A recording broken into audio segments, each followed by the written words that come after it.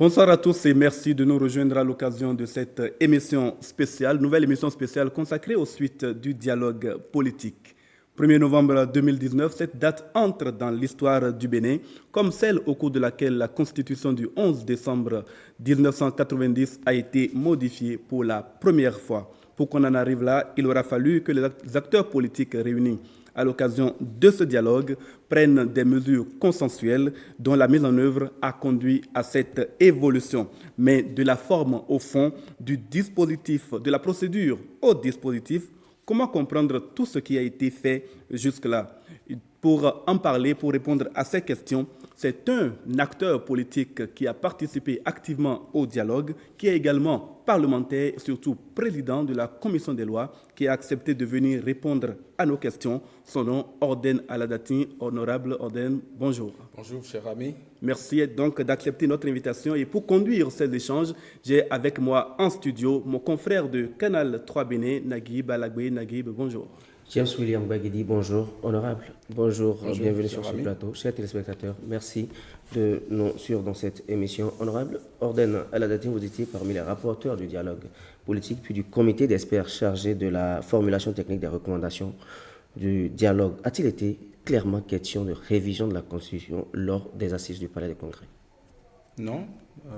La mission du comité d'experts après, mais l'objectif du dialogue, c'était que d'abord les acteurs politiques puissent se parler. C'est ça le dialogue. Vous savez qu'on s'est divisé autour des dernières élections législatives. Le pays s'est senti très mal. Et c'est pour cela que le chef de l'État nous a conviés à nous parler, les 10, 11 et 12, au palais des congrès. Alors, nous nous sommes rencontrés. Et le format, c'était quoi? C'était que ce soit les partis reconnus au Bénin. À cette date-là, je crois, d'après les chiffres du ministère de l'Intérieur, nous étions 9 partis politiques régulièrement enregistrés. Ces partis politiques ont été invités et 8 ont répondu à cet appel-là, des 10, 11 et 12. Donc évidemment, les 10, 11 et 12, nous nous sommes parlé. Que voulons-nous? Chacun l'a dit, parce que le que voulons-nous, ça fait partie des volontés, des désirs de chacun. Chaque parti est venu au dialogue avec ses préoccupations. Et nous les avons exprimées. Le présidium composé donc du professeur Dorothée Sosa, du professeur Topanou Victor et de 2 politiques. Il s'agit de Sizougan, de FCBE, et Luc Sizougan, je crois, Luc Sizougan, de FCBE, et moi-même. Alors, les participants au dialogue ont exprimé leur volonté, leurs désirs, leurs préoccupations majeures. Après, il a fallu faire un rapport. Nous avons, au niveau du présidium, convenu de faire un rapport en 2 volets. D'abord, les points de consensus. Les points de consensus ont été classés dans une partie A et les préoccupations exprimées pêle-mêle par les partis politiques présents ont été classés dans une seconde partie B. C'est ce que nous avons fait. Les points de consensus, avant que le chef de l'État ne vienne, et ceux qui ont été là ont vu que nous avons traîné un peu, nous nous sommes revus, tous les partis, avec leur chef de délégation, pour confirmer que sur les points de consensus, nous nous entendons très bien. C'est ça qui a été fait.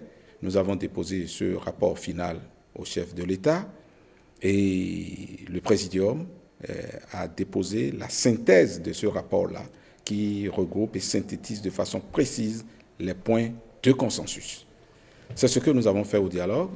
Après cela, le chef de l'État a voulu, autour donc de ce présidium, réunir un comité d'experts mis en place par lui-même et l'Assemblée nationale, et qu'il vous souvienne qu'en temps, il a reçu le bureau de l'Assemblée nationale étendu au président des commissions et des groupes parlementaires. Donc la conférence des présidents de l'Assemblée nationale.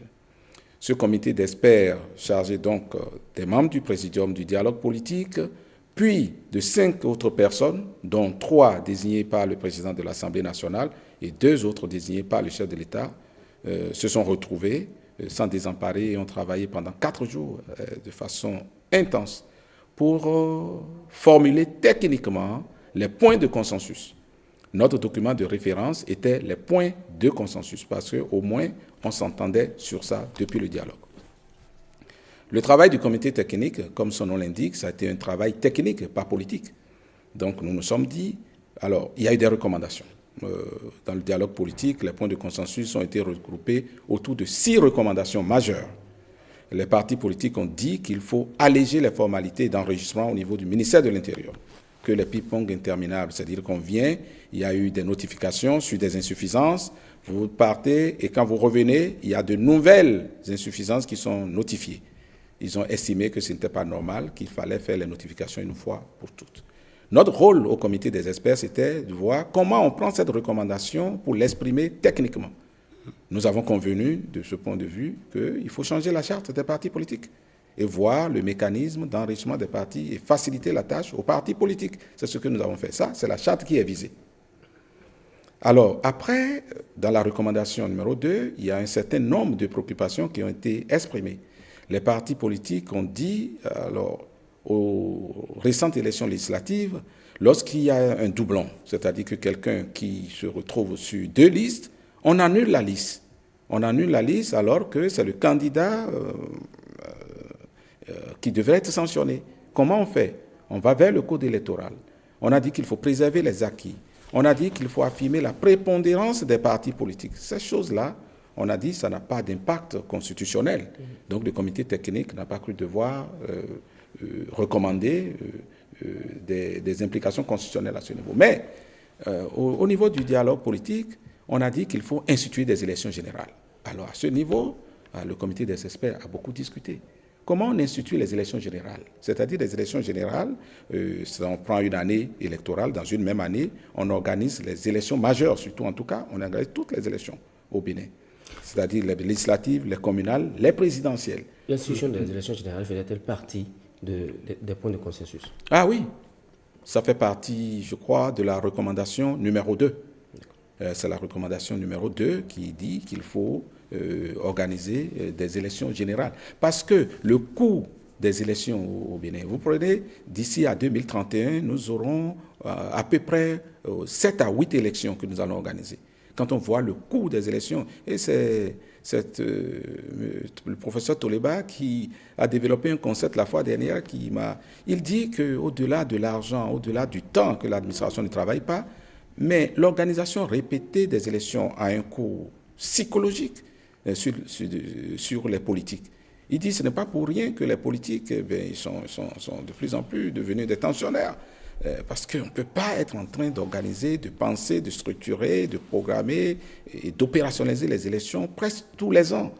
Ça fatigue et ça coûte très cher. Donc nous sommes unanimes pour dire qu'il faut qu'on ait un regroupement des élections. On a opté pour les élections générales, ce qui passe par l'alignement des mandats. Vous ne pouvez pas avoir des élections générales avec une année électorale, avec des mandats qui ne sont pas alignés. Les députés, ça fait 4 ans. Le président de la République, ça fait 5 ans. Les conseillers communaux et municipaux, ça fait 5 ans. Comment vous pouvez parvenir de façon cyclique à organiser des élections quand certains ont 4 ans de mandat et d'autres 5 ans? Donc on dit que le préalable à régler, c'est qu'il faut aligner les mandats. À ce niveau, qu'est-ce qu'il faut faire? Ramener le mandat du président de la République à 4 ans ou prolonger le mandat du député à 5 ans? Le Béninois va vous dire que le mandat du président, il ne faut pas y toucher. Alors les experts ont dit non, il vaut mieux aligner les mandats sur le mandat du président de la République. Donc les députés, à partir d'un certain délai qu'on va fixer, leur mandat sera de 5 ans. Quand on a dit ça, ça ne peut pas se mettre dans le code électoral si nous ne touchons pas à la Constitution. Parce que c'est le siège du mandat des députés, la Constitution. Donc il faut aller à la Constitution. Une autre recommandation, c'est l'équité. Depuis, les femmes veulent un meilleur positionnement au niveau des assemblées de prise de décision. Alors que la Constitution, dans son article 26, dit que tous les Béninois sont égaux en droit et en devoir. Au nom donc de quelles règles on pourrait aller prévoir des discriminations favorables au profit des femmes? Ça a été un souci depuis.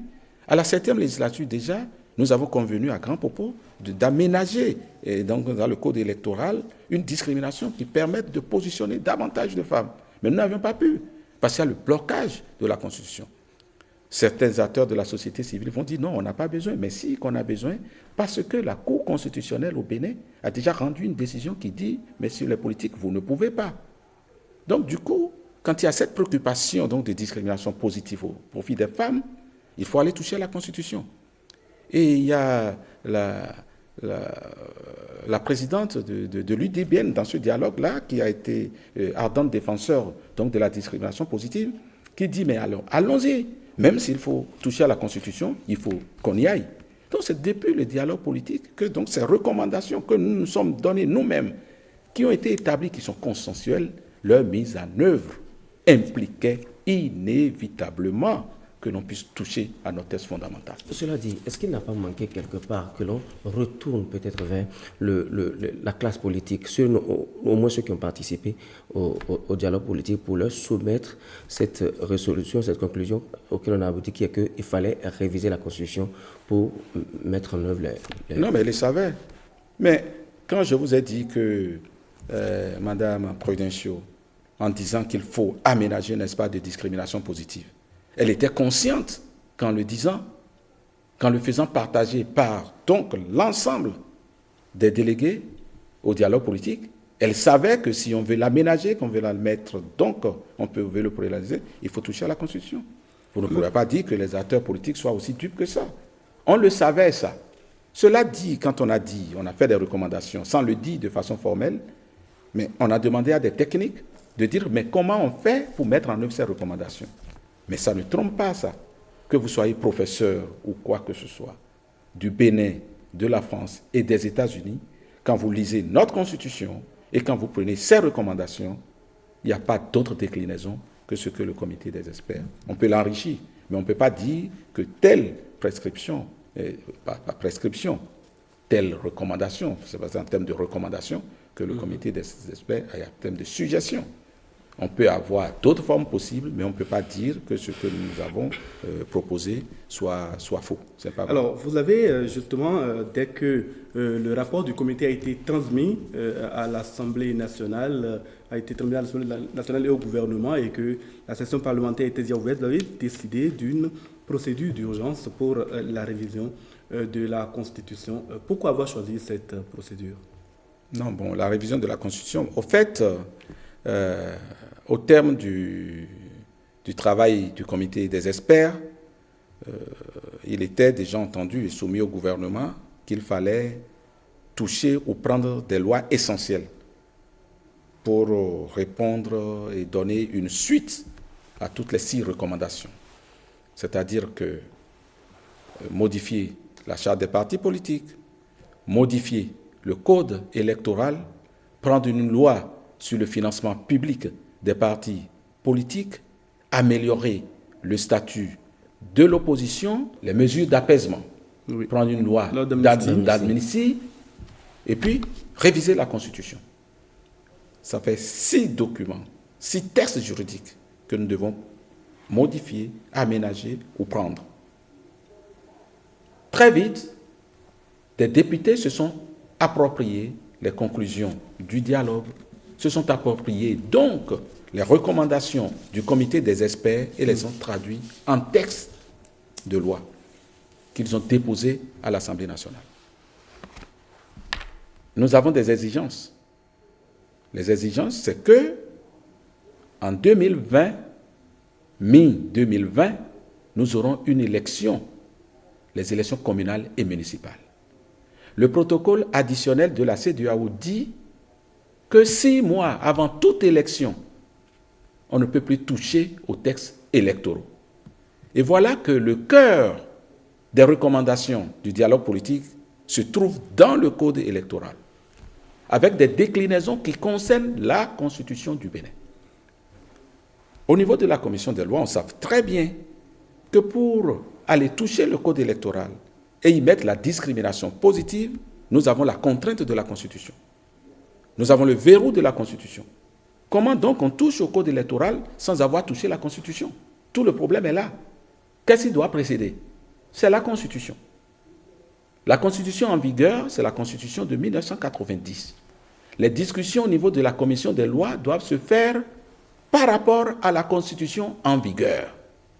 Du coup, pour donner satisfaction aux recommandations du dialogue politique, il faut réviser la Constitution jusqu'à sa promulgation avant de toucher au code électoral. C'est-à-dire que lundi prochain, les députés ne peuvent pas amender le code électoral dans le sens des recommandations en instituant des élections générales et en prévoyant une discrimination positive au profit des femmes. Donc, il faut que la Constitution en vigueur soit révisée et que la nouvelle Constitution soit promulguée, mise en vigueur. Mais certains observateurs ont quand même noté ont affirmé que la procédure d'urgence pour la révision de la Constitution n'était pas légale. Non, on ne peut pas parler de légalité. C'est légal. Mais maintenant, comme c'est une Constitution, je comprends ce qui peut dire non, nous aurions voulu en discuter. Mais quand on va prendre le texte, on va voir que ce n'est pas des questions nouvelles. Mais c'est des questions qui ont été agitées depuis. Regardez toutes les tentatives de révision de la Constitution qu'on a eues. Quand vous les regardez, les comités d'experts qui ont travaillé, les accords, les éléments de consensus que nous avons eus. Ce qui est plus récent, c'est le dialogue. Mais notre discussion autour des fondements, de quelques questions de notre arsenal juridique et donc de la Constitution ne datent pas d'aujourd'hui. Les débats sur ces questions ne datent pas d'aujourd'hui. Vous savez, la meilleure façon de ne pas régler un problème, c'est de tout le temps parler autour. C'est vrai qu'il faut qu'on parle autour de nos problèmes, mais à un moment donné, il faut agir, il faut prendre des décisions. Comme ça, vous avez fait l'option de ne pas en débattre. La procédure d'urgence en amont. La procédure d'urgence a enlevé aux Béninois la possibilité de discuter en amont des points de modification. Est-ce que dans ces conditions, vous n'avez pas le sentiment de l'avoir imposé, cette révision? Non, ce n'est pas nous qui avons commencé les questions de discrimination positive. Vous allez voir toutes les associations de femmes et autres dire qu'il faut un aménagement pour qu'il y ait davantage de femmes dans nos instances de décision. Quand ils ont dit ça, comment on opérationnalise cela? Mais le débat ne se fait plus à ce niveau. Donc quand vous êtes un homme d'État, vous ne vous limitez pas à la discussion. Vous ne vous contentez pas de parler autour des problèmes. Le problème, quand vous identifiez un problème qui est majeur, qui est un problème réel, vous lui apportez des solutions. Notre mal, c'est d'évoquer les problèmes en ne pensant pas aux solutions. Et il faut aller maintenant. Si nous n'y allons pas maintenant, ça pourrait être difficile après. Je vous ai dit que instituer des élections générales suppose l'alignement des mandats. Il faut commencer. Chaque fois que vous ne commencez pas, vous reportez la mise en œuvre de votre volonté commune, sauf que les élections générales, ce n'est pas pour 2020.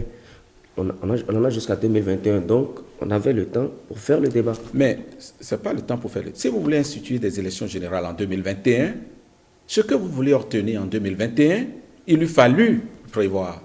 Parce qu'il y a des dispositions transitoires qu'il faut régler dès maintenant. Je vais vous donner un exemple. Dans ce qui a été convenu et dans la Constitution, nous avons prévu les élections générales pour 2026.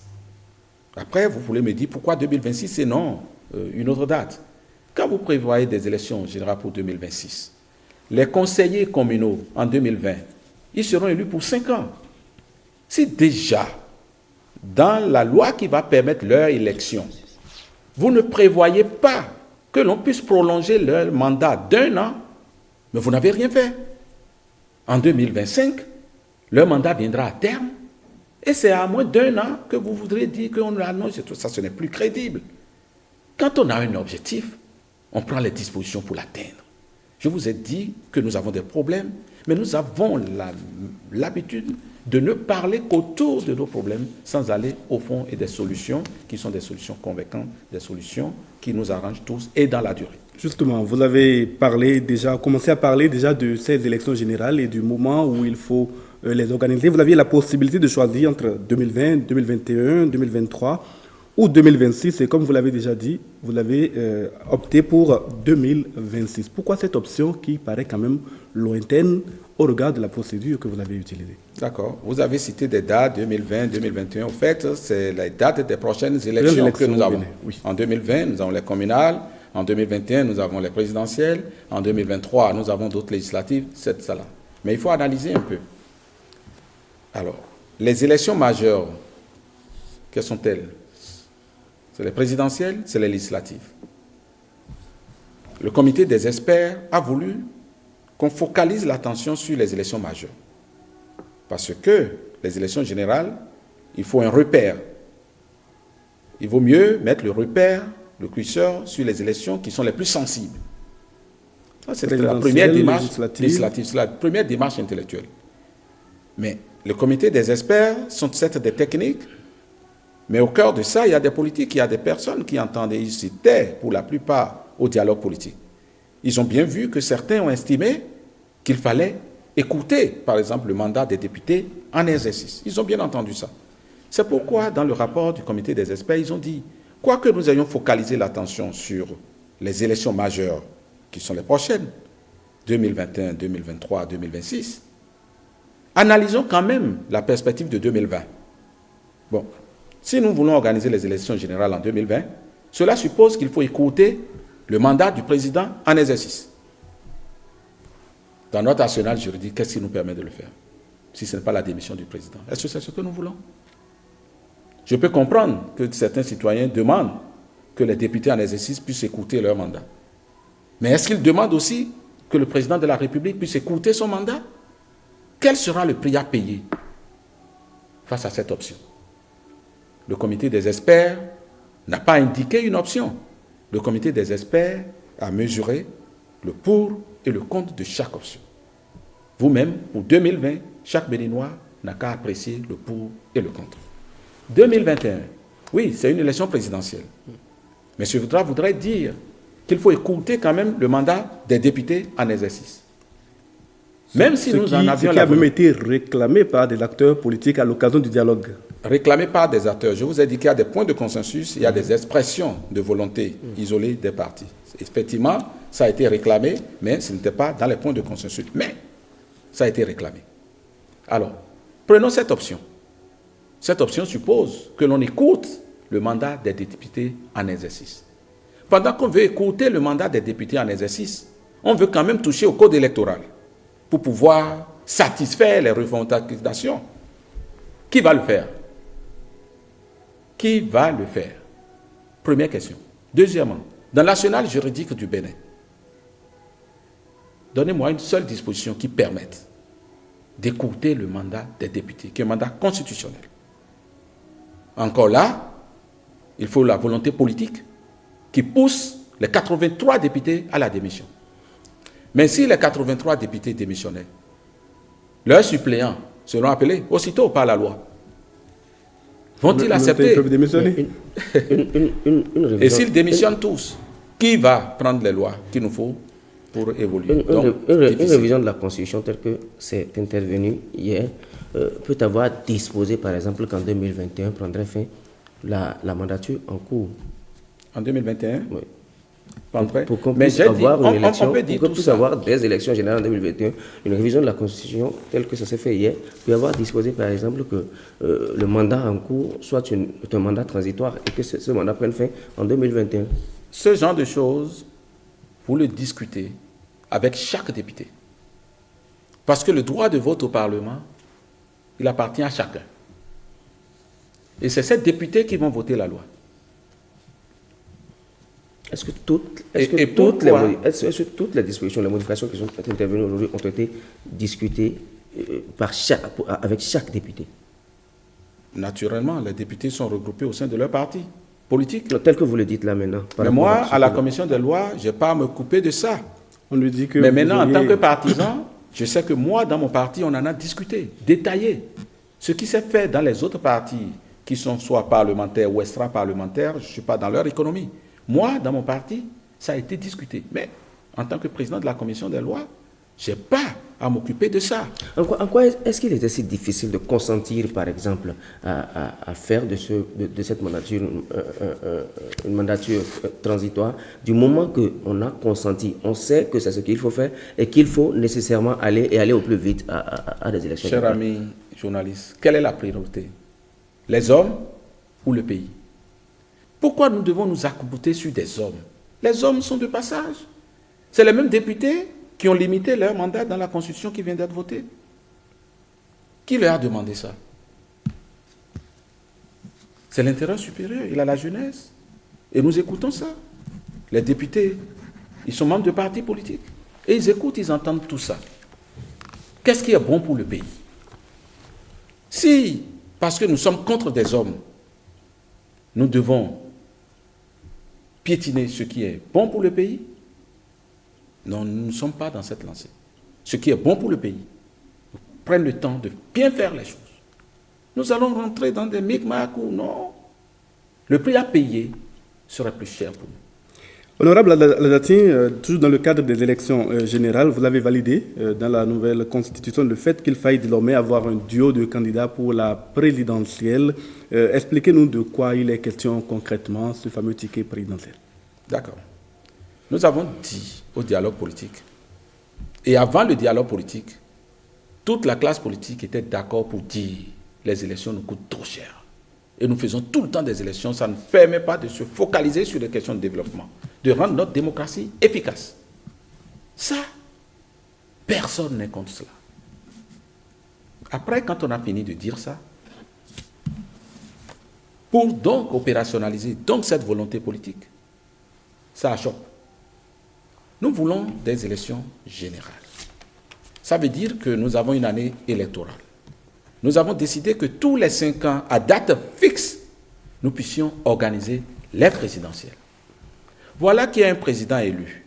Et quand vous visez la Constitution en vigueur de 90, en cas de vacance de pouvoir, comment on remplace le président vacant? On dit que c'est le président du Parlement qui prend le pouvoir exécutif et a 45 jours pour organiser les nouvelles élections. Supposez que l'on fasse une élection et qu'un an après, le président élu décède. Donc, c'est le président du Parlement qui va prendre le pouvoir. Il a 45 jours pour organiser les élections. Donc, à un an, 6 mois à peu près, nous aurons donc 3 ans et demi. Avant la fin du mandat, nous aurons un nouveau président. Mais son mandat, lui, va finir quand? Ça va finir 5 ans. Entre-temps, la date des élections générales est fixée pour 18 mois avant. On force le cycle de l'organisation des élections générales qui devrait être à date fixe, puisque nous avons dit une année électorale. Si nous permettons donc qu'un mandat qui est entamé, ne trouvons pas le processus pour que le mandat aille jusqu'à terme, nous ne pourrons pas consolider le principe des élections générales. On a réglé le problème de l'alignement des mandats, il règle le problème de la pérennité donc. Est-ce qu'il n'y avait pas une autre possibilité? Il y a quand même que... le comité des experts a analysé 3 possibilités. Oui. Il y a la possibilité actuelle, je dis, le président du Parlement, il prend le pouvoir, il a 45 jours pour organiser les élections. Ça, ce n'est pas bon, puisqu'il y aura rupture. Techniquement, ça ne permet pas d'assurer les élections générales à date fixe. Il y a l'autre possibilité.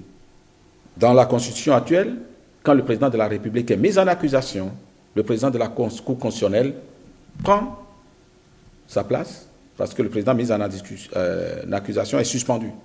Le président de la Cour constitutionnelle prend le pouvoir. Si le président de la République est blanchi, il reprend son siège. Et s'il n'est pas blanchi, le président de la Cour constitutionnelle continue. Le comité des experts a dit que c'est une possibilité. Mais il se fait que le président de la Cour constitutionnelle n'est pas un élu.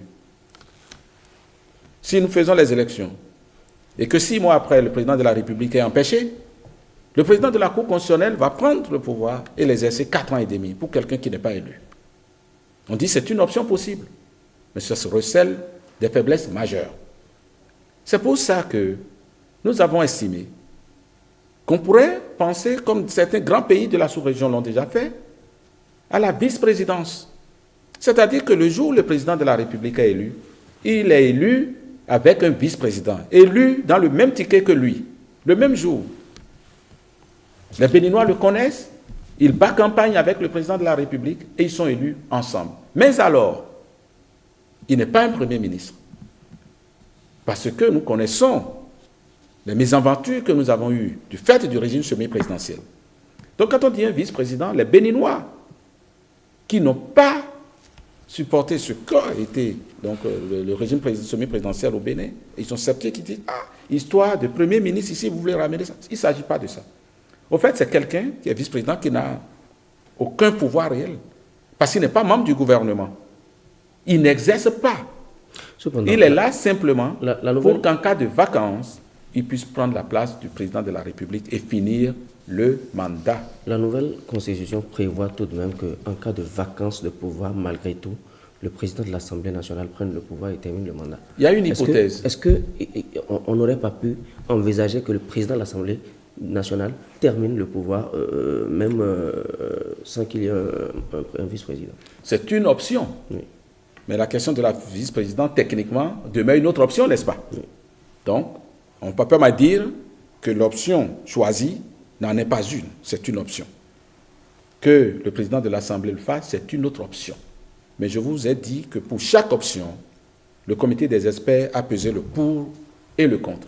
Pour ce qui concerne le président de l'Assemblée, c'est ce qui est prévu aujourd'hui. C'est 45 jours, mais vous dites d'améliorer pour que plutôt qu'il organise, il aille jusqu'à la fin. Mais en temps, c'est tout un séisme qui se passe au Parlement. Il va falloir le remplacer au Parlement. Il a également un premier vice-président, et c'est trop compliqué. Il a un suppléant. Et le président du Parlement qu'on va prendre, lui-même, s'il est empêché et s'il décède, on fait comment? Vous n'avez pas pensé à ça. Parce que le président du Parlement qui va prendre le mandat, et vous dites qu'il va le finir, mais qui vous dit que nous sommes des hommes? Oui, mais au Parlement, il y a 83 députés. Nous l'avons déjà vu, un Parlement qui fonctionne avec 82 députés jusqu'à la fin. C'est-à-dire qu'il y a des possibilités de remplacement au niveau du Parlement, alors qu'au niveau de la présidence de la République... Le séisme que ça fait à chaque fois. Donc, chaque fois qu'il y aura vacances au sommet de l'État, il y aura vacances et ça va désorganiser le fonctionnement de l'Assemblée. Quand on a cette option et une autre qui ne nous crée aucune difficulté majeure, vous allez opter pour quoi? C'est ça la question. Avançons. Le comité des experts a recommandé l'option du vice-président, mais alors que les Béninois se rassurent, il s'agit de quelqu'un qui n'est pas membre du gouvernement. Il ne dérange pas le président pour qu'on dise qu'il y ait de la dualité au sommet du pouvoir et tout ça. Rien de ça. Est-ce que là également il n'y a pas un problème? Le vice-président est là à se tourner le pouce et à attendre peut-être qu'éventuellement le chef de l'État crève ou qu'il lui arrive peut-être une situation d'invalidité. Le président du Parlement aussi peut le penser. Est-ce que là, il n'y a pas matière, peut-être, on ne crée pas une source potentielle de se retrouver dans une situation d'intrigue où le vice-président recherche activement une situation qui lui permette, lui, de se retrouver dans... Est-ce que cette question-là n'existe pas aux États-Unis? Est-ce que cette question-là n'existe pas au Nigeria? Chers amis, on est au Bénin. Nous sommes des hommes et le Bénin n'est pas différent. Le Bénin n'est pas différent des autres pays. Ailleurs aux États-Unis, le vice-président et le président de la République ne se rencontrent jamais presque. On m'a dit qu'ils ne boivent même jamais ensemble. Ils ne prennent jamais le même avion ensemble. Ça, c'est sûr. C'est une question majeure. Nous avons opté pour ça. On peut faire comme les grands aussi. Quel problème ça crée? Il est vrai que tout ce qui est nouveau, ça titille un peu, ça fait, mais les pays l'ont pratiqué. Avançons. Expérimentons. Il a été question de parrainage des candidats à la présidentielle. Quelle formule de parrainage avez-vous choisi? Combien de parrains il faut, etc. D'accord. La question du parrainage tire sa source de la recommandation numéro 2 du dialogue politique, qui est d'affirmer la prépondérance des partis politiques dans l'animation dans la vie politique du Bénin. De la vie politique du Bénin. La prépondérance des partis d'envergure nationale. Voilà que pour le président de la République, on ne peut pas prescrire que ce soit les partis politiques qui présentent le président de la République, comme c'est le cas au niveau des communales, qui sont scrutins de liste, ou des législatives. On ne peut pas prescrire ça. Si vous le faites, c'est anticonstitutionnel. Mais comment on fait pour que les partis politiques aient leur regard, pour qu'un président ne soit pas balancé du jour au lendemain, venu de nulle part, pour prétendre nous diriger, nous gouverner? Le mécanisme de parrainage. Et ce parrainage-là, c'est les politiques qui donnent.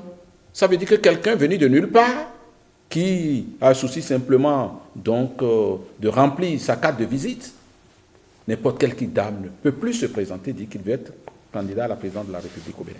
Il faut qu'ils aient l'onction, l'appui des partis politiques. Ce qui a été retenu, c'est que ce soit des élus, notamment communaux. On met l'accent sur les élus communaux. Quand je dis communaux, c'est communaux municipaux, puisque les municipalités sont d'abord des communes aussi. Voilà. Avez-vous une idée précise de ce que ça va être? Et combien de députés il va falloir? Combien d'élus communaux, d'élus municipaux il va falloir? Est-ce qu'il va y avoir nécessaire, il faut qu'il y ait nécessairement, en même temps qu'il y a des députés et qu'il y ait des élus communaux? Comment ça va se passer? Je ne vais pas anticiper, Monsieur le Président de la Commission des lois. Nous discutons de la Commission des lois, des textes qui sont déposés au Parlement et qui sont affectés à la Commission des lois. La question du parrainage a été logée dans la Constitution. Et on a dit qu'on a voulu d'un parrainage des élus, notamment communaux. Comment on formule cela, comment on décline cela, il appartiendra au code électoral de le faire. Vous comprenez pourquoi il faut passer d'abord par la Constitution avant d'aller dans les déclinaisons au code électoral. Et si nous savons que nous avons le protocole additionnel de la CEDEAO qui nous attend 6 mois avant les élections, toute élection, il y a un risque. Nous devons faire vite. Il y a un risque, c'est qu'on en arrive peut-être à faire de cette mesure, de cette disposition, une disposition une fois encore exclusive, parce que quand il va falloir nécessairement le parrainage des députés, tous les partis, dans les conditions actuelles, en 2021, ne pourraient pas présenter un candidat. Monsieur Najib Alagui, toute élection suppose de l'exclusion. L'élection les plus implantés éliminent les plus faibles. C'est ce qui va se faire. L'essentiel, c'est qu'il y ait une égalité de chance en fait à tout le monde. Ce qui s'est passé aux législatives dernières, c'est parce que tous les partis n'ont pas eu la possibilité d'aller aux élections. Si nous nous entendons sur les règles et que vous participez aux élections et que du fait des critères, vous n'aboutissez pas, vous vous réorganisez pour rebondir. On ne commence pas par crier exclusion. Nous comprenons très bien que par rapport aux dernières élections, les lois que nous nous sommes données nous-mêmes n'ont pas permis à tout le monde d'aller aux élections. Et c'est ça que nous avons entrepris de corriger. Certains l'ont fait. Pourquoi d'autres ne l'ont-ils pas fait? Mais vous devez d'ailleurs vous poser la question. Depuis la fin des élections, pourquoi nous sommes encore 9 partis régulièrement enregistrés au Bénin? Pourquoi? C'est aussi difficile que ça. Donc le vrai problème, il est là. Mais je ne suis pas venu parler de politique sur votre plateau ce matin, mais je voudrais que les Béninois commencent par se poser ce type de questions. Pourquoi donc, depuis, nous n'avons que 9 partis? Et ceux qui parlent, ils représentent quoi? Ils représentent quel parti? Ce sont des personnalités. Mais l'animation de la vie politique se fait par les partis politiques. Donc pour qu'on n'en arrive pas, d'ici quelques mois, on a les élections, à parler encore exclusion, tout ça, les gens n'ont pas faire les choses. C'est de ça qu'il est question. Oui, vu qu'ils n'ont pas la possibilité, que tous les partis, même qui ont le certificat de conformité aujourd'hui, n'ont pas la possibilité de participer au débat le moment venu, est-ce qu'il ne faudra pas que ceux qui sont là et qui vont voter les lois fassent attention à ce que la situation qui a engendré le dialogue politique ne se retrouve pas une fois encore? L'attention, c'est quoi? C'est ne pas avoir des élections? C'est ne pas avoir des critères de choix? Je vous ai dit que toute élection suppose des critères. Vous remplissez les critères ou vous ne remplissez pas les critères. C'est basique. Sinon, on va faire la démocratie athénienne et nous tous, nous allons nous retrouver tous les matins sur une montagne pour décider des questions du pays. Quand vous voulez faire de la sélection, vous faites de l'exclusion. Je dis sélection. Vous prenez les bons grains, vous excluez les mauvais grains. Vous prenez le vrai, vous excluez l'ivraie.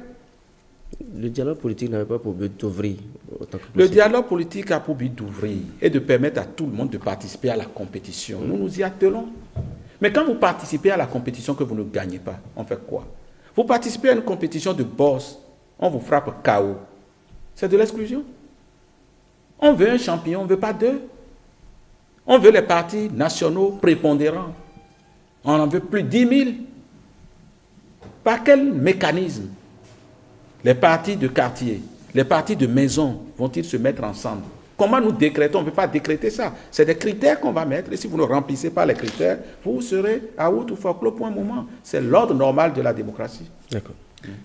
Ordin Aladati, on a entendu le chef de l'État menacer de ne pas promulguer une constitution qui pourrait laisser des risques d'interprétation égoïste, je dirais opportuniste ultérieure.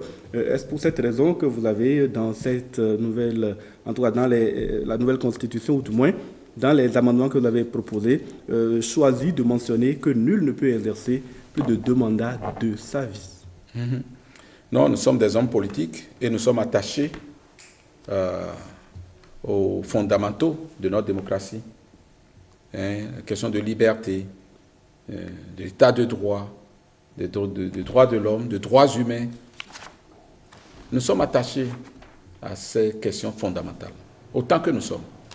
C'est vrai que si le président de la République ne l'avait pas dit ainsi, vous connaissez la classe politique, ça nous aurait un peu embêtés.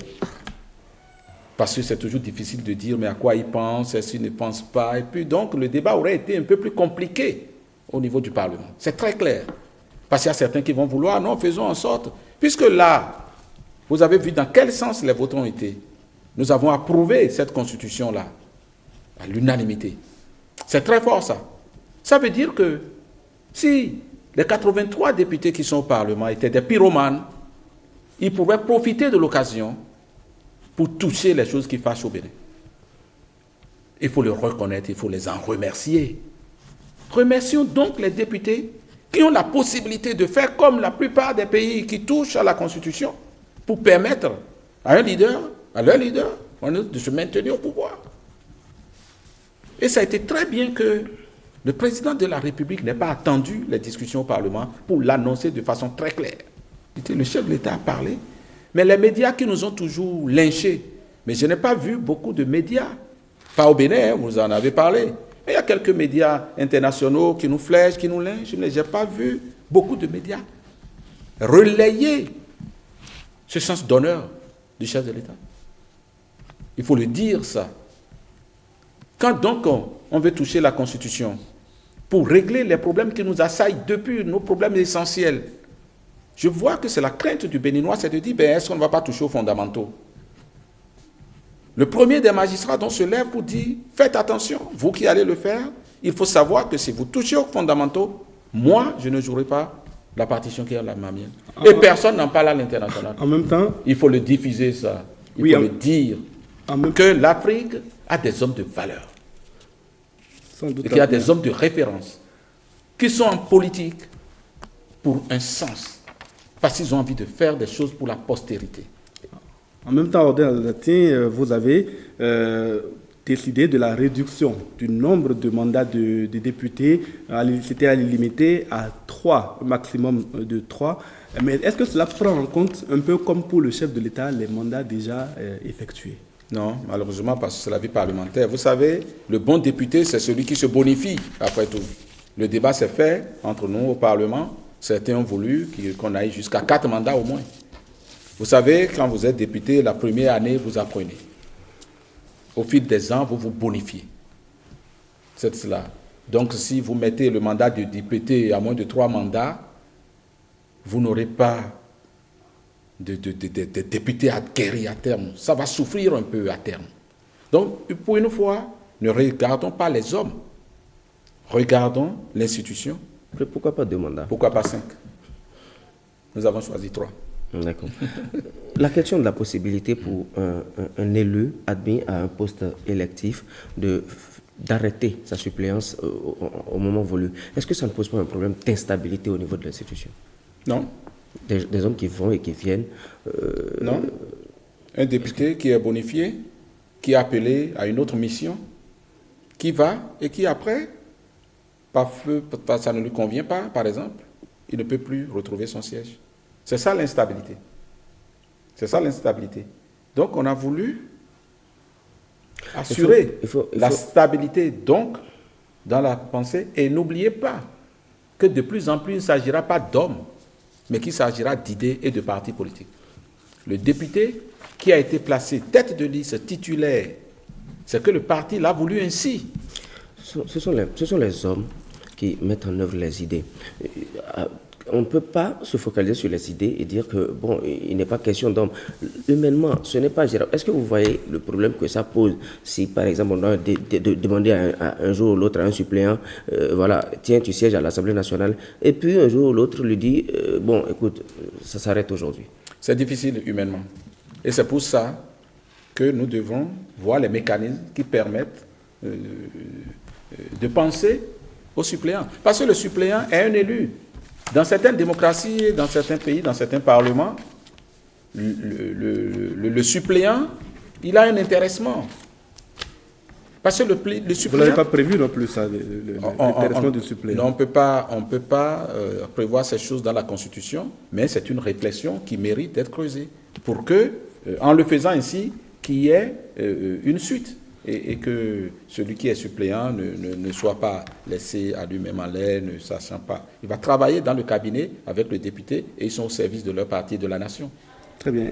Il y a également des dispositions qui ne procèdent pas de dialogue politique qui apparaissent dans la Constitution désormais. Parmi ces nouvelles dispositions, on a l'institutionnalisation de la Cour des comptes, on a la suppression de la peine de mort, on a la création du Conseil national de défense et de sécurité, le Conseil national de renseignement. Pourquoi avoir introduit dans les nouvelles dispositions ce que le dialogue politique n'a pas prévu? Est-ce que vous n'avez pas outrepassé un peu le mandat que le dialogue politique vous a donné? Nous outrepassons un mandat? Non. Les députés n'ont pas de limite dans leur mandat. Le comité des experts, oui. Dans le rapport du comité des experts, nulle part, vous n'allez voir qu'on soit allé vers ces aspects. Puisque le travail du comité des experts s'est focalisé sur les conclusions essentielles, la synthèse du rapport du dialogue politique. Mais le député, lui, légifère. Et au dialogue politique, on a dit un mot. Comment aménager tout ça pour une meilleure efficacité de notre démocratie? Ce que vous citez là participe de l'efficacité de notre démocratie. Donc, ça a été bel et bien dit au niveau du dialogue politique. Et par ailleurs, la seule référence ne peut pas être le dialogue politique convoqué sous le président Talon. Il y en a eu par le passé, il y en a eu, et ce qui a été fait au Parlement, c'est la somme de toutes ces réflexions d'hier et d'aujourd'hui. D'accord. Très rapidement, la question de la discrimination positive. Avait-on besoin d'augmenter le nombre de sièges pour favoriser la représentativité des femmes? C'est à croire qu'on a voulu faire quelque chose sans toucher à certains conforts et sans faire le moins de sacrifice. Est-ce qu'il n'était pas possible et plus valorisant Non, j'ai compris votre question. Dans les 83 députés qui siégeaient déjà, de faire de la place aux femmes? La recommandation, je crois, numéro 4, parle de l'équité. Mais l'équité, c'est à double aspect. Il y a l'aspect des femmes, mais il y a l'aspect global des circonscriptions électorales. Les communes, les conseillers communaux. La loi en vigueur dit que pour un certain nombre de populations, il faut tel nombre de conseillers. Depuis, nous ne l'avons pas ajusté. Il faut le faire. On va vous dire, si vous avez 100 000, population 100 000, votre nombre de conseillers communaux, c'est tel. Si vous avez plus de 500 000, c'est tel. Les populations ont bougé en temps. Ça, il faut régulariser. Deuxièmement, en termes d'équité, au niveau des législatives, vous prenez Cotonou. Cotonou, circonscription électorale, donne 9 députés. À Bomé-Calavi, pas à Bomé-Calavi, la 6e circonscription, qui est fortement plus densément peuplée, en donne 4. Ce n'est pas équitable. Il faut régler ces problèmes. Donc ce n'est pas pour la femme qu'on a prévu d'augmenter le nombre de sièges. C'est pour régler les questions d'équité. Et puis, notre population en 90 n'est pas celle d'aujourd'hui. En termes de représentation, il faut en tenir compte. Mais comment on fait pour ne pas crever les finances publiques, pour ne pas davantage faire souffrir les finances publiques? C'est la juste mesure. Un dernier mot pour conclure. Non, je pense que si vous observez le travail qui a été fait par la représentation nationale, nous n'avons rien fait de mal à ce pays. Au contraire. Les fondamentaux sont maintenus. L'état de droit est resté. Notre capitale demeure Porto-Novo. Notre drapeau demeure le vert, jaune, rouge.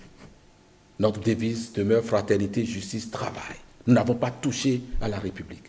Mieux, nous avons mis dans la Constitution que nul au Bénin ne peut de sa vie, il n'y avait pas le mot de sa vie. Nous avons fait mieux. Nul ne peut être candidat à la présidence s'il a déjà eu 2 mandats au Bénin.